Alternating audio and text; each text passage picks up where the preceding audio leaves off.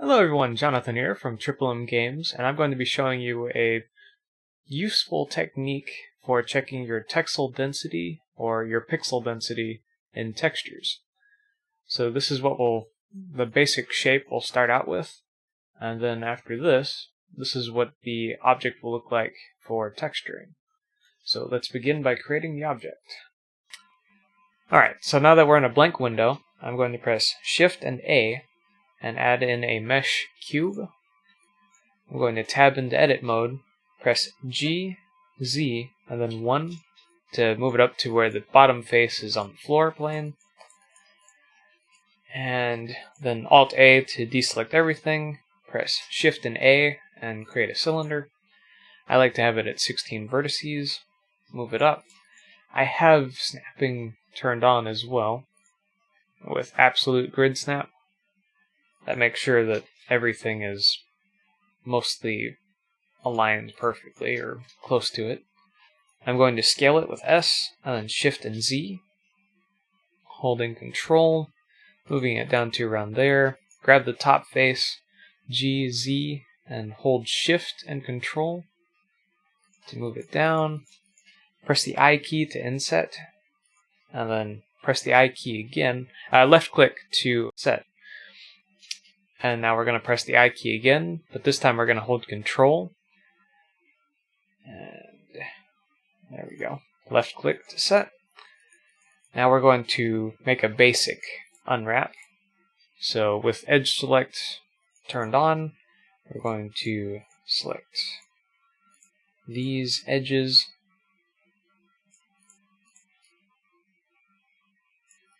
Okay, press Control E, mark seam. Should appear something like that. Then double click around these edges, Control and E, mark seam. And then we're going to select this, Control E, mark seam. Now I'm going to press L, and then I'm going to hide the cube. There's a bottom face here that no one's going to see, so I'm going to remove it. Alt and H to show what you hid. And here you go. We have a basic cube with a cylinder on top. Now what I'm doing here is whenever you hold your mouse cursor in the top right of these windows, you'll see a little crosshair. Hold your left mouse cursor and either move it to the left or right, or up or down, and that will drag out a new window. Up in the top left corner of each of these windows, you can click that icon and then change it to UV Editor. And we're going to focus on this window for now. Press A to select everything, and this is our UV map. I just went full screen with Control and Spacebar. So now that we have our object, let's add a material to it. We're going to click over here on the New button. I already have created a base material. And then you can click on that and name it checker. Now, we're going to give it a checker pattern. So over by your different settings, there's a circle. Left click on that and add in the checker texture next to the base color. Now you'll notice your object looks perfect, but this is not a true representation of what the texture is actually looking like on the UV map. So we're going to go over to Vector, and then left click on Default and set it to UV. Now you'll notice that the object looks incredibly off. It's nowhere near what we need, because what we would end up with is less texture density on the cube. It would end up with more texture density, but it'd be stretched around the outside edges. The center part is the only part that would have more detail, but it still wouldn't be matching the outside edges. The area around here actually kind of matches the texel density, so that's almost good, but not anywhere near what we need. So tab in edit mode, and we're going to manually unwrap this object to use our custom seams. Let's start out with this. We're going to scale it up. So our first goal is to just make sure that everything is the same scale, same size. Doesn't matter if it's all too far off of the UV map. So as you can see, the center part and the cube are the same Texel density now. Now let's mess around with the outside edge here. I'm going to select this face, and over on the UV map, I'm going to select the top here, press S, Y, and then 0. I'm going to do the same thing here, S, Y, 0. I'm going to grab these two, S and X, and 0. And grab these and press Shift and R. Shift and R is a repeat option. Then I'm going to, in face select mode, press L while hovering my mouse cursor over the faces I want to grab. As you'll notice, we have one flat plane and then the rest is in the wrong orientation. So we're going to unselect and select the face that we want to follow, press U, and follow active quads. The length average is fine, press OK. Now it all lines up. So we're going to scale this up to give it more Texel density.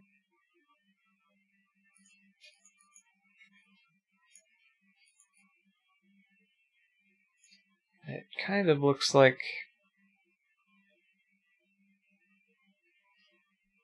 it's not entirely there.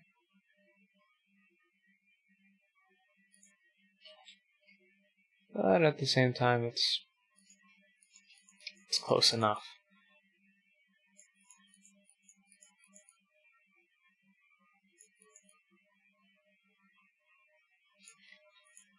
Technically, setting up another seam here might be kind of a good idea.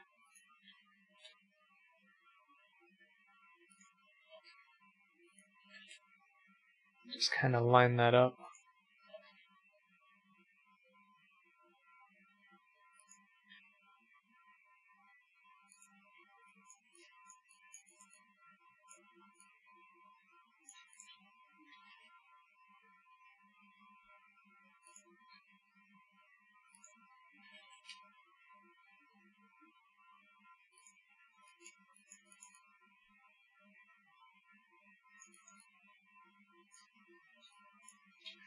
There.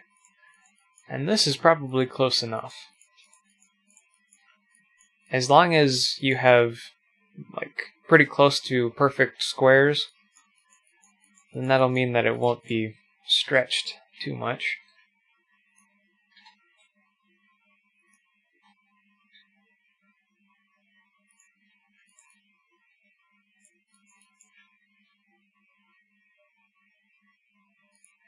Kind of hard to tell sometimes.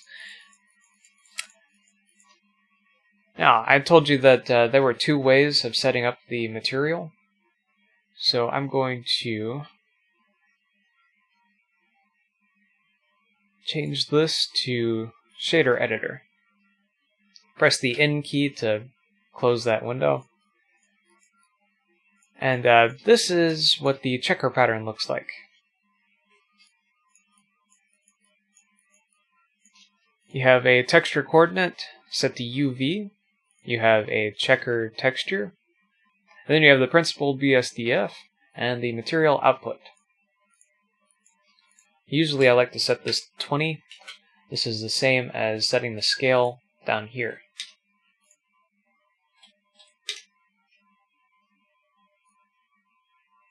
And this is the that's too much. So I'm going to go back to the UV editor.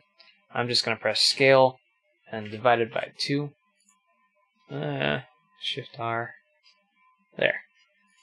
This is kind of the ideal setup in my mind for most objects.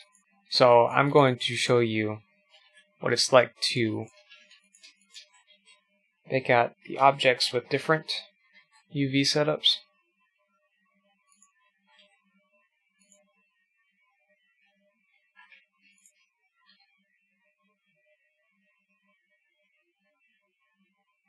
We'll give that an insane amount of Texel density.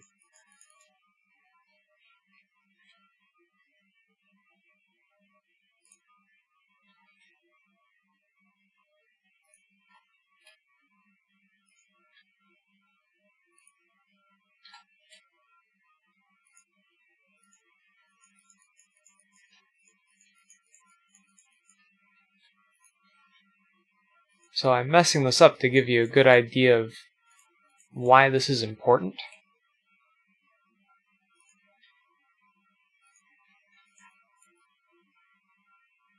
Because I figured this out recently, and yeah, it's very important. Now I have an add-on that helps me with unpacking. It is called UV Packmaster 2. And it's just a simple select all your UVs. Well, select the object, tab in edit mode, select all of the mesh, select all of your UV maps, and then press pack. And sometimes you can press this a few times, and your pattern will change. I'm going to do the same thing over here. And as you'll notice, it tries to keep everything close to what you had it. So that's perfect for our needs here. It has a free version as well as a paid version. I have the paid version. It's highly recommended. So I'm going to move these over. And then I'm just going to remove the material.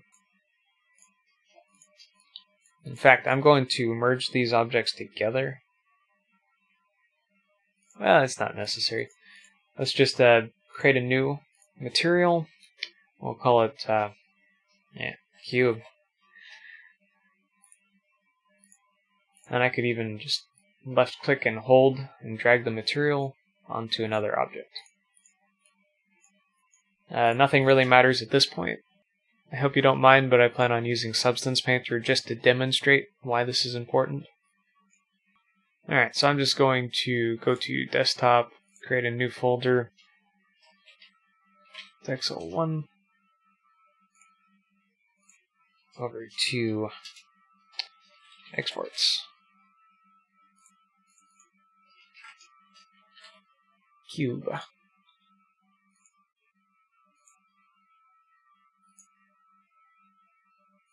And I'm going to save this while I'm at it.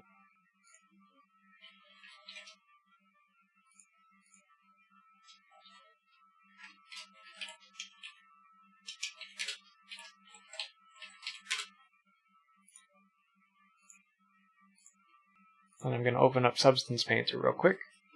And now that Substance Painter is open, I'm going to go to File, New.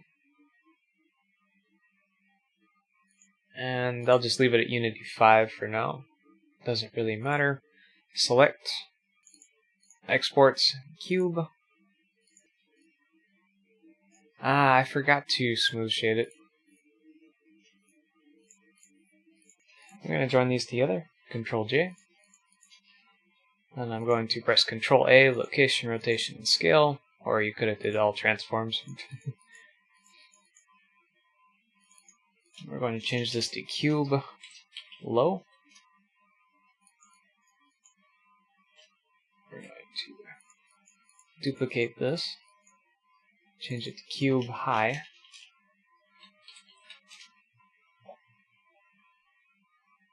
And let's see here, I'm going to use my add-on TMG-Mod-Tools. This is free. Bevel, Triangulate, and Normal Edit. I think I'll use those.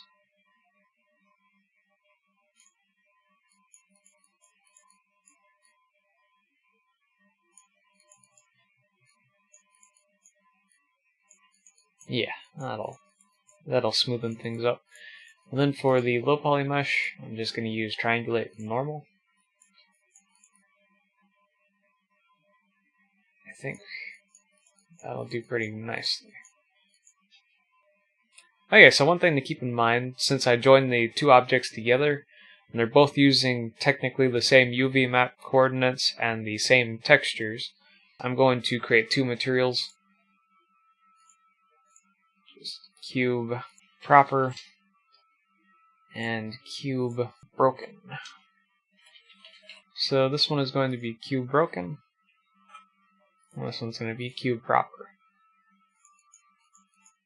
Just export that out real quick. Okay, these are the results after baking them in Substance Painter. As you can see, there's already something going on here. So I'm going to hide the proper real quick and focus on the broken. So remember how much Texel density we had in the top? Well, then it was like vertically messed up. Then over here on the side, the UV texels are way too stretched out. They're way too zoomed in. And over here on the side, it's vertically squished. On this side is alright. And this side is a little bit messed up. And if we go back over here to the proper one, you'll notice that all the way around, it's at least close to being the same size.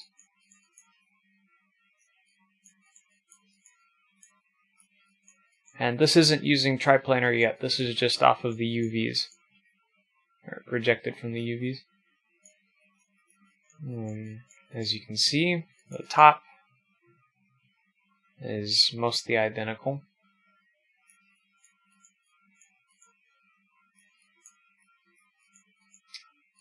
Now, I'm going to set them to triplanar, and it's going to be harder to notice the difference,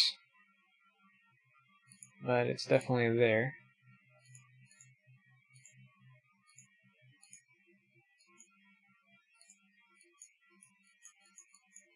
Okay, so let's focus on the broken. You'll notice that the texture kind of looks washed out. Over here it's kind of close, but not, well, not really. And over here to where it's the same as the proper cube. It's got some pretty good texture quality to it.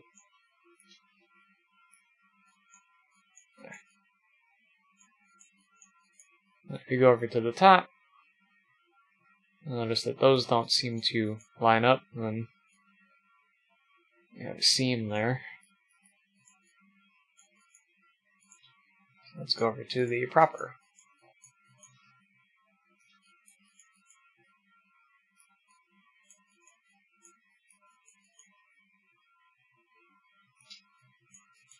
They should appear mostly the same.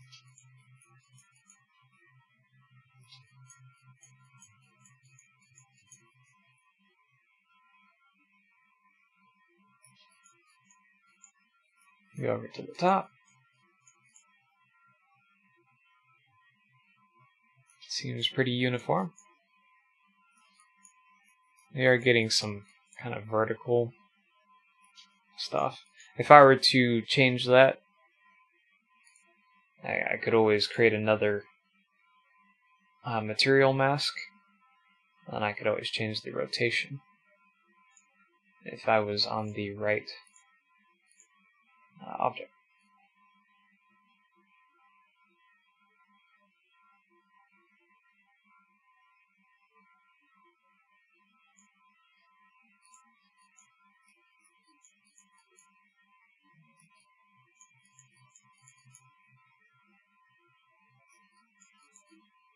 Yeah, that's pretty close.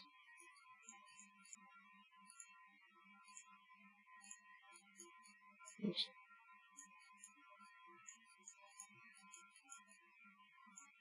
Back over here real quick.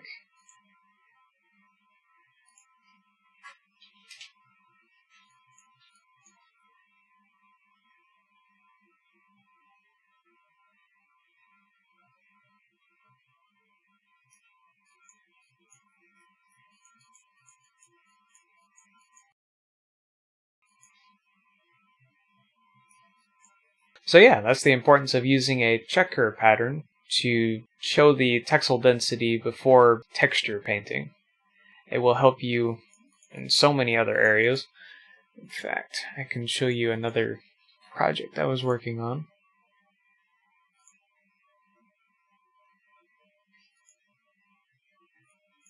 This is a pocket knife that I modeled.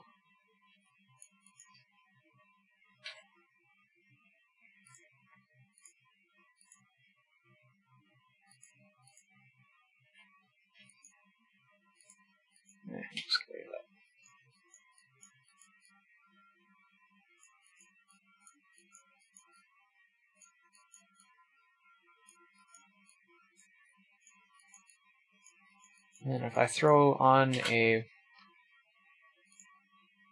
checker pattern,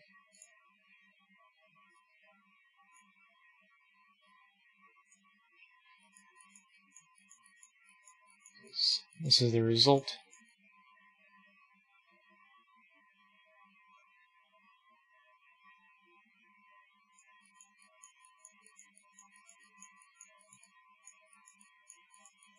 It helps make sure that every detail is uniform. So yeah, thank you for watching, and I hope you learned something. You could technically texture paint in Blender or any other program. I just prefer Substance Painter for the quickness and ease of it. Thank you for watching, and have a good day.